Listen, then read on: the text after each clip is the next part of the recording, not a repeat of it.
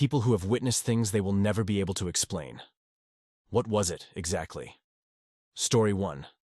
I once found 3 burnt matches on my kitchen counter. I lived alone and had never lit a match in my entire life and did not own matches.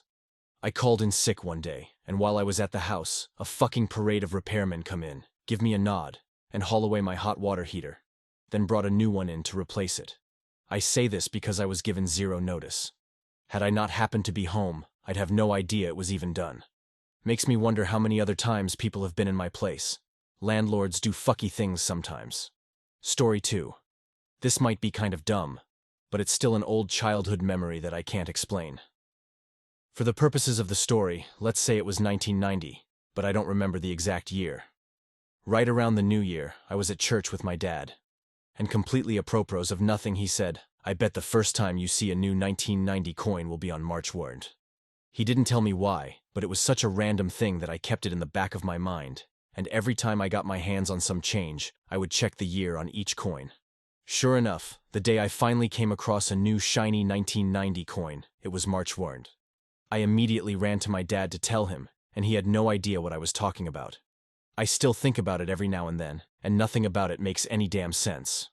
I don't know why your father would have said that, or why he wouldn't have remembered saying it later. But I have personally noticed that the new, current year coins typically appear in circulation in my area right around the beginning of March. One outlier was 2020 coins, which took until sometime in July before I saw the first one in the wild. Story 3. I was home alone late when I was around 11 years old. I was recording myself playing the clarinet so I could send it to my dad who lived out of state. I heard my mom sing song dance down the hallway outside of the door and say, "I just told Grandma you got all straight A's." I shouted back, "Okay," and kept playing. For 30 seconds, before I remembered I was alone, I shouted for my mom. No answer. I opened the door and shouted. Nothing. I walked to the living room and looked in the driveway, and her car wasn't there. I went back to my room and rewound the tape and played it back. There she was, singing about my straight A's. I ran outside and sat on the curb in the dark for 30 minutes until she got home. I explained what happened and played the tape for her. She had no response.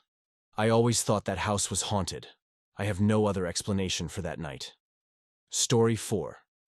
When I was a kid in the 80s, someone stole all our family's bicycles out of the backyard in the middle of the night and replaced them with brand new bikes. We were solidly working class, so this gift was a pretty big deal. My parents have no idea who did it, and 40 years later, no one has fessed up. 30 years ago, my neighbor was a Sam and her husband was laid off early December. She was in tears during a play date, so my husband and I dipped into our savings and bought gifts food for Christmas. We dropped it off a few days before Christmas at their front door early in the morning, undetected.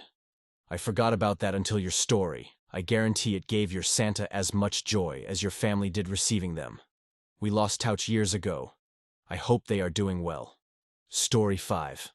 Lived in a small town but not small enough for this to be reasonable. Friend and I were heading home from a party. He gets all paranoid that the lights behind us were cop headlights following us, so we decided to turn off the main county road we were on. The lights follow us. Turn down another random road, they still follow us.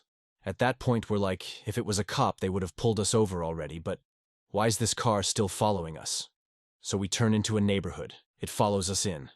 We turn down one of the side streets within the neighborhood. The car follows. Finally, we're like, okay, WTF, let's just pull into a driveway and see if he passes. We pull into a random house in a random neighborhood off a random street off the main road. The car slows down and parks at the end of the driveway by the mailbox. We sit idling the car for about 5 minutes. So does the other car. After that, my friend's just like, fuck it, I'm gonna go see what's up. He walks up to the other car, they roll down their windows, and the driver just says, "What are you guys doing in my driveway?" Story 6. I lived alone with my cat just after college. I was in bed reading a book one night, my cat next to me. Something about her caught my attention.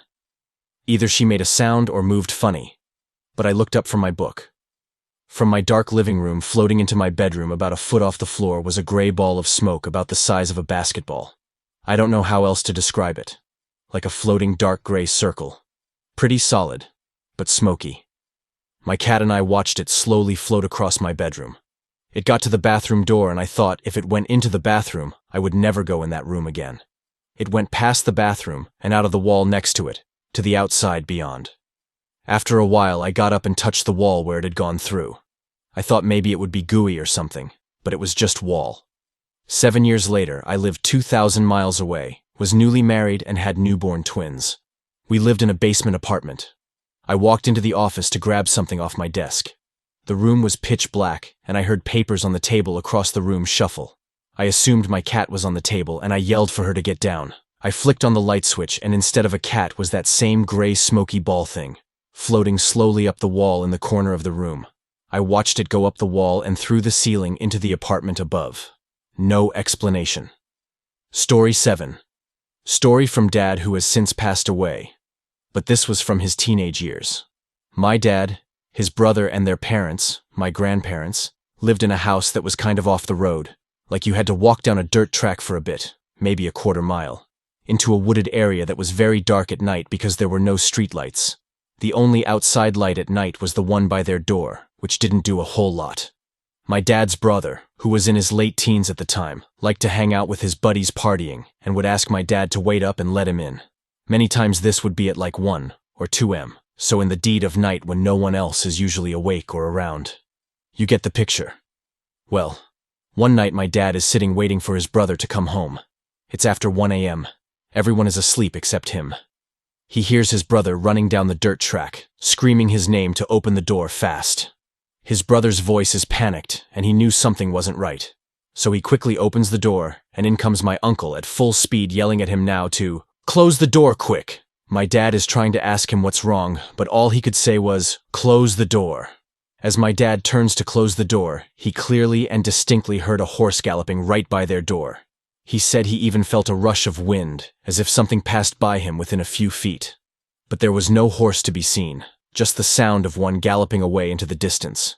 They didn't have horses, and none of their neighbors for many miles around had any either.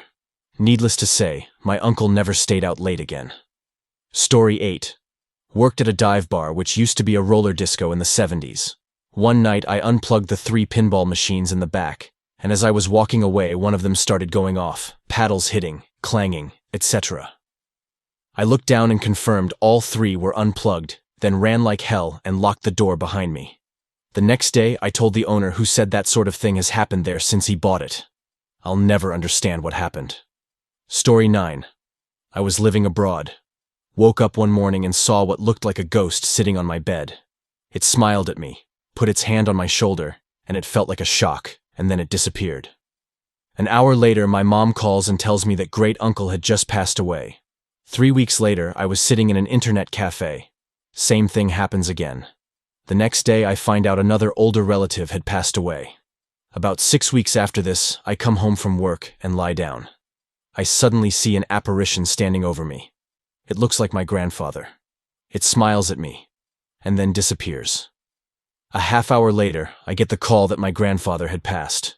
I didn't and still don't believe in ghosts. I'm not religious, I don't believe in psychics or anything like that. I never had anything like this happen again after that. It screws with my head a bit.